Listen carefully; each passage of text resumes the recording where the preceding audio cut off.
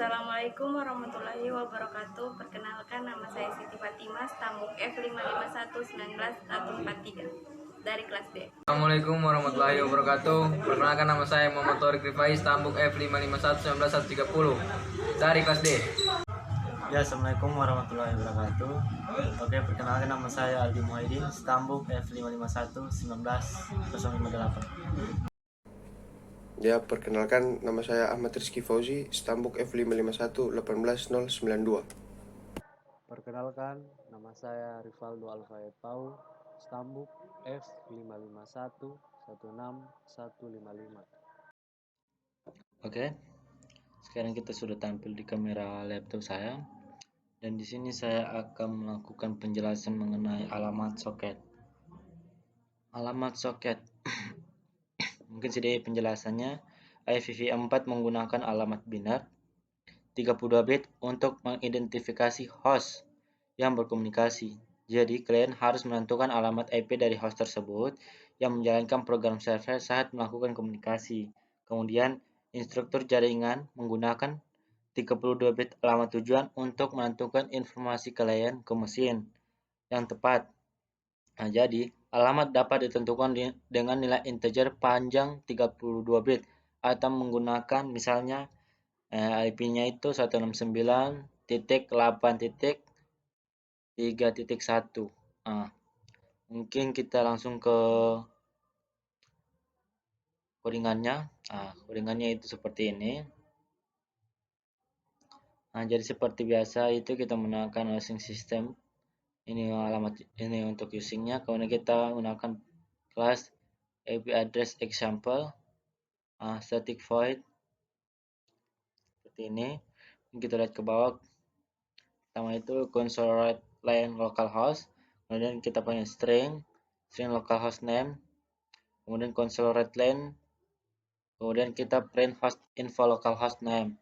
Nah, kemudian kita pakai catch exception. Kemudian console write line localhost.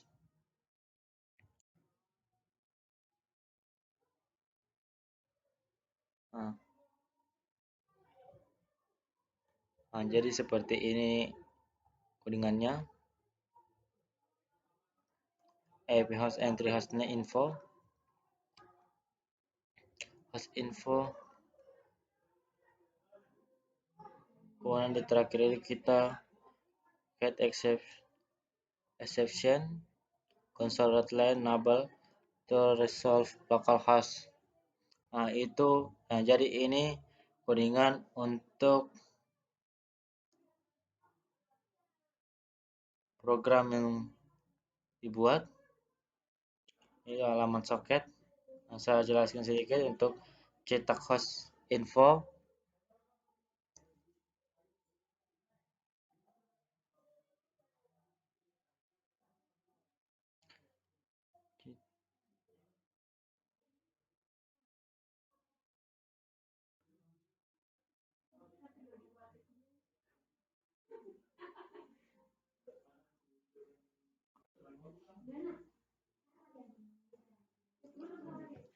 Nah, saya jelasin sedikit. Jadi cetak host info, cari info host alamat alias untuk argumen nama host dan cetak ke konsol baris. Nah, pertama itu ambil instance host entry untuk host yang ditentukan baris 11 sampai 12, kemudian hubungi DNS resolve dan argumen nama host. Jika bersifat host info akan mereferensikan instance kelas if host entry yang berisi informasi untuk host yang ditentukan. Jika pencarian gagal, eksekusi kode akan jatuh ke blok cache pada baris 30 sampai 32.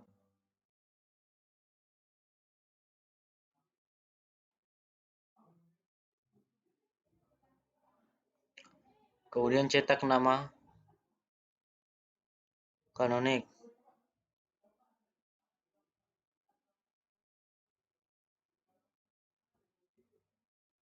DNS memungkinkan nama host memiliki satu nama canonic atau sebenarnya dan 0 atau lebih banyak. Alas nama canonic diisi properti nama host. Tampilan daftar alamat IP. Tampilan daftar alamat IP.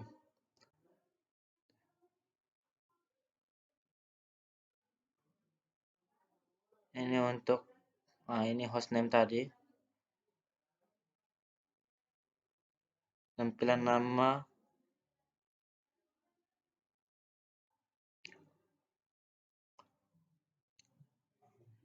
Tampilan daftar alamat. Di tampilan daftar alamat itu ini. UN host info name. Host info hostname.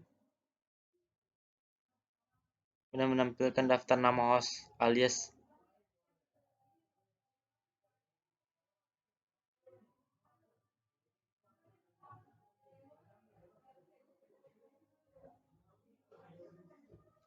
Ini untuk menampilkan daftar nama host.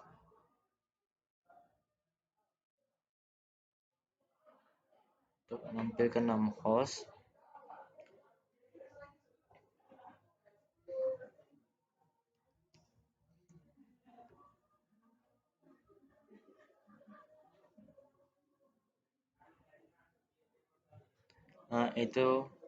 Jadi ini codingan yang tentang alamat soket yang bisa saya jelaskan, ya mungkin lebih dan kurangnya saya mohon maaf ya. Saya akhiri, wassalamualaikum warahmatullahi wabarakatuh.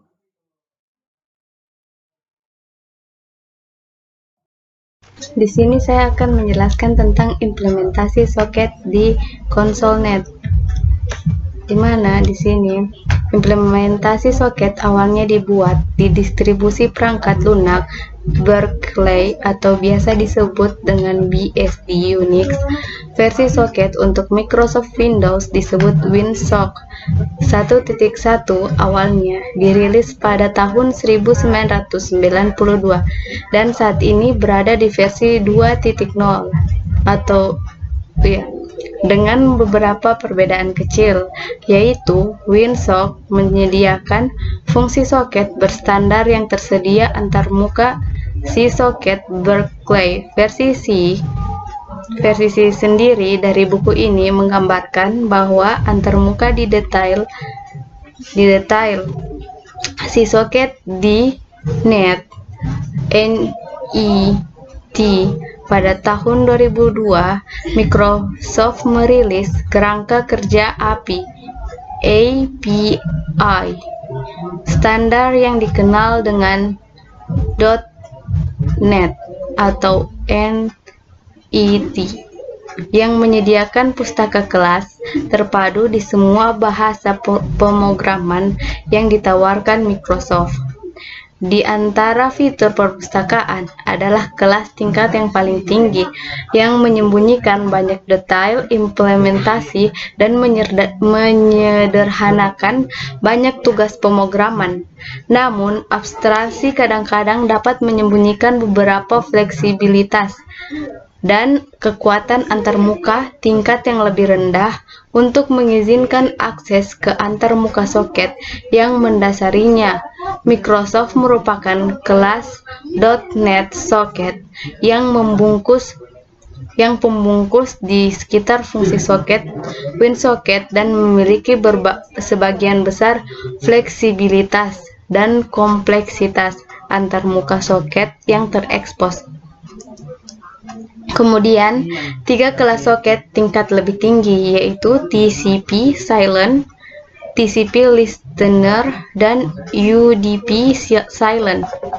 Implementasi dengan menggunakan kelas pembungkus soket .NET, bahkan kelas-kelas ini memiliki properti terlindungi yang merupakan contoh kelas soket. Terima kasih. Assalamualaikum warahmatullahi wabarakatuh. Perkenalkan, nama saya Muhammad Thoriq Rifai, Stambuk F551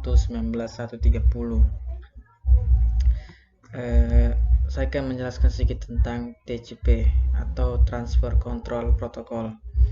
TCP atau IP adalah suatu standar komunikasi yang dapat digunakan untuk bertukar data antara komputer oleh satu komputer yang terhubung melalui jaringan internet.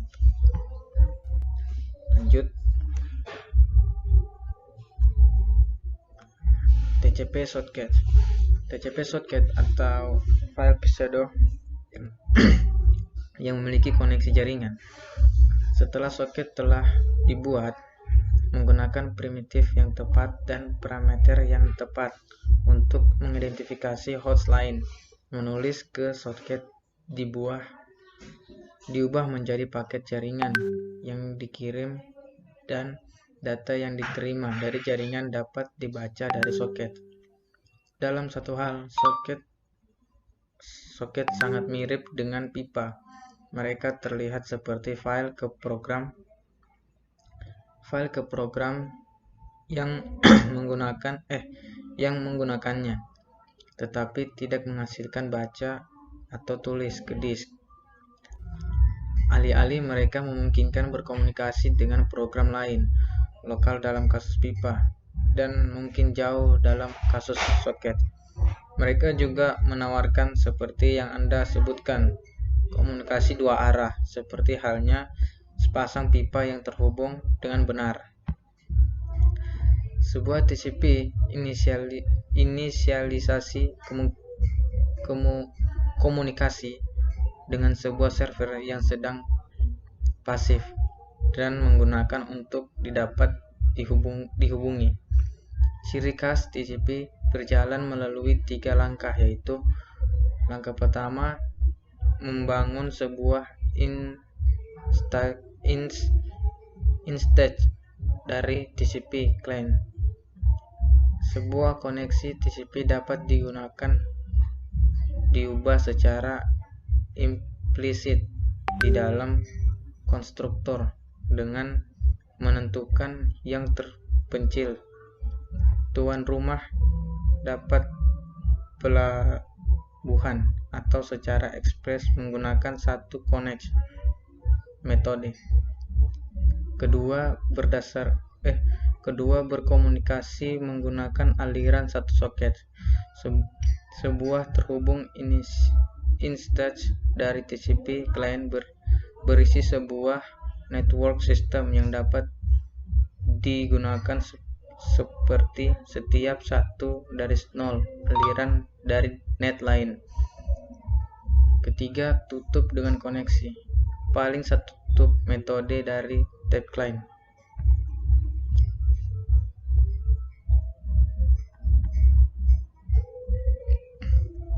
Lanjut, TCP server. Tugas dari TCP servers adalah menyiapkan titik akhir bagi klien untuk terhubung dan secara pasif menggunakan koneksi. Server TCP pada umumnya melalui dua langkah. Pertama, buat install tape list cleaner. Tentukan alamat dan port lokal dan panggil metode star. Soket ini mendengarkan koneksi masuk pada port tertentu. Langkah kedua, berulang kali satu panggilan metode accept client dari tape cleaner untuk mendapatkan koneksi klien masuk berikutnya. Setelah membuat koneksi klien baru, sebuah instance tape client untuk koneksi baru dibuat dan dikembangkan oleh panggilan accept client. Satu, berkomunikasi dengan klien menggunakan metode read dan write. Dari network stream, tape client satu tutup koneksi soket klien baru dan streaming menggunakan close. Network stream dan tape client. Perhatikan bahwa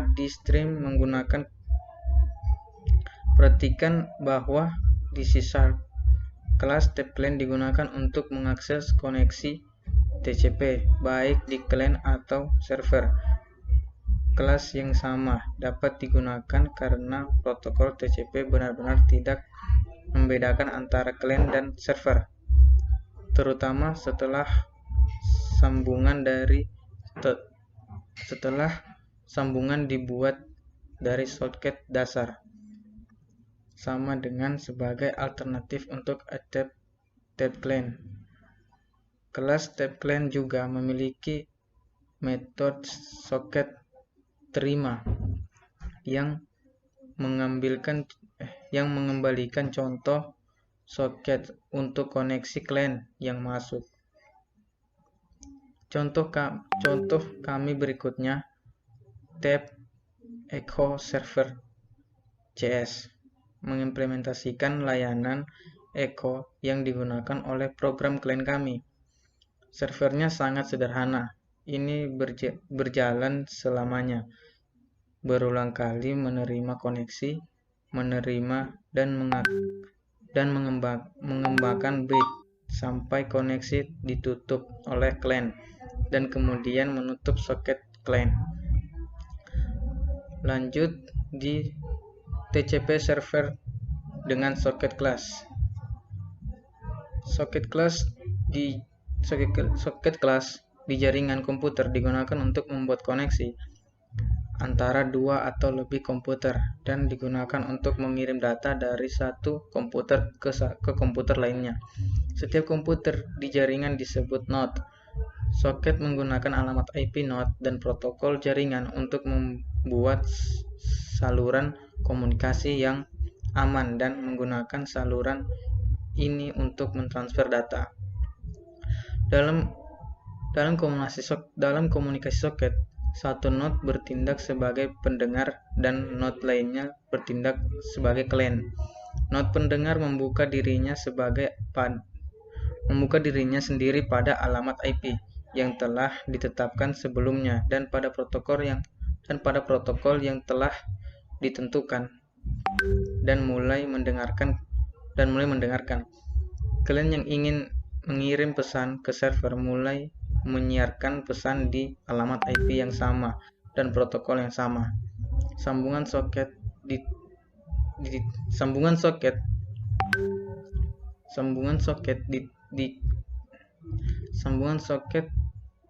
tipikal menggunakan Transmission Control Protocol atau TCP untuk berkomunikasi.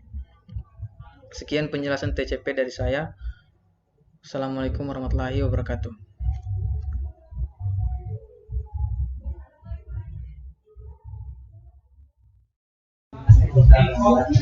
Saya akan menjelaskan tentang UDP. UDP adalah menyediakan layanan ujung ke ujung yang berbeda dari TCP. Faktanya, UDP hanya melakukan dua fungsi, yaitu satu, menambahkan lapisan pengalaman port lain ke IP, dan kedua, mendeteksi kerusakan data yang mungkin terjadi saat transit dan membuang pesan yang rusak. Karena kesederhanaan ini, soket UDP memiliki beberapa karakteristik yang berbeda dari soket TCP yang telah kita lihat sebelumnya. Misalnya, soket UDP tidak harus dihubungkan sebelum berkomunikasi melalui surat. Anda tidak harus terhubung sebelum Anda mengirimkan paket atau surat, tetapi sudah digunakan. Jika TCP tidak dapat dianalogikan dengan komunikasi telepon, UDP dapat dianalogikan dengan Anda harus menemukan alamat tujuan untuk setiap komunikasi. Demikian pula setiap membawa informasi alamatnya sendiri dan tidak bergantung pada pesan yang disebut semua yang lain. Dalam penerimaan soket UDP seperti kotak surat, tempat surat atau paket dari berbagai sumber dapat ditempatkan. Segera setelah dibuat soket, UDP dapat digunakan untuk mengirim atau menerima pesan ke alamat manapun dan ke atau dari banyak alamat berbeda secara beruntun. Ini codingannya. Mana?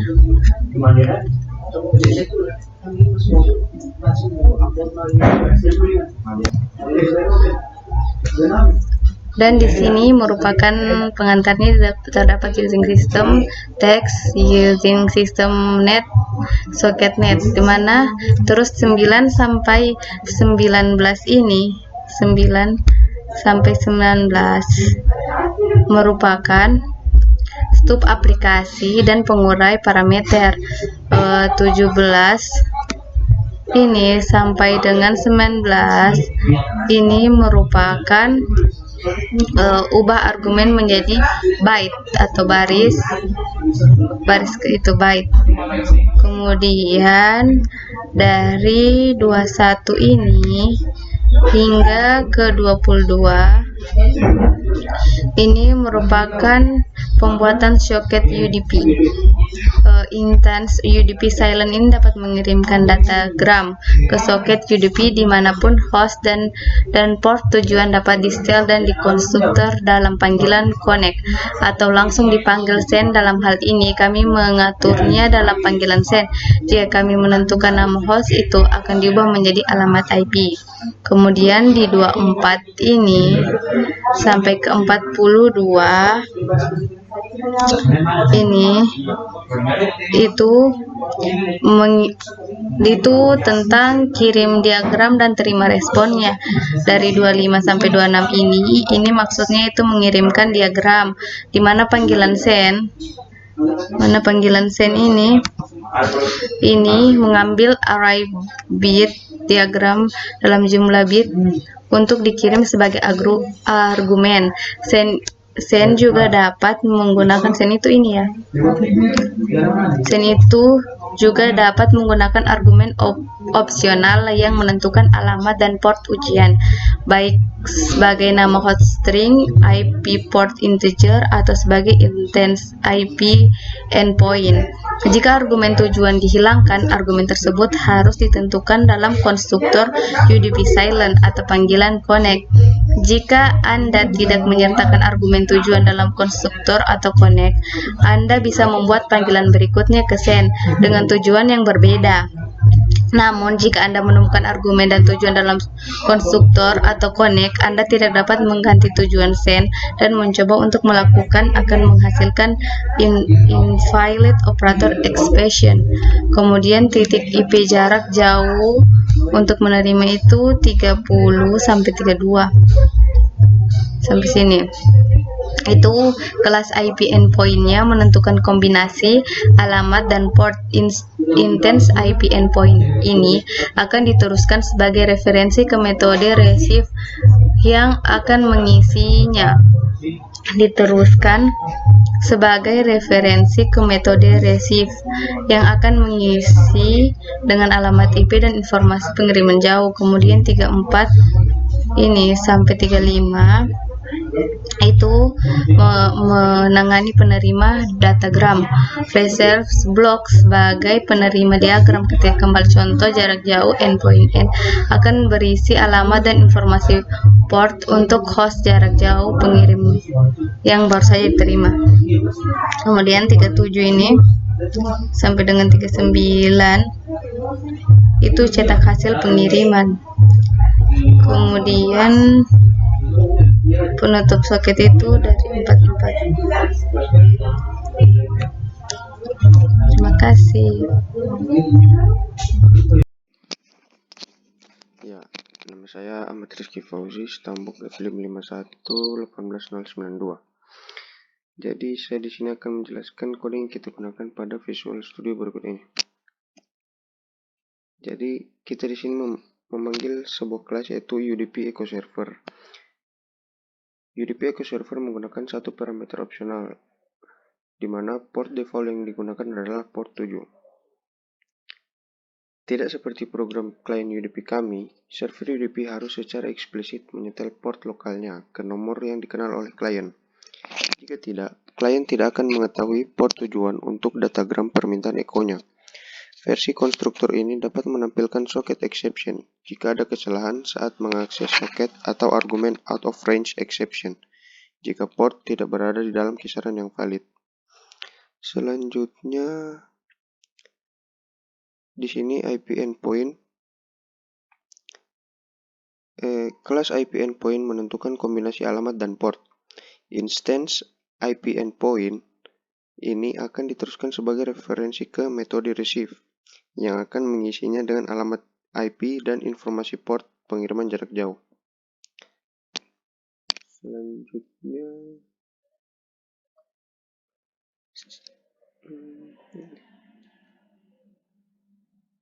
secara berulang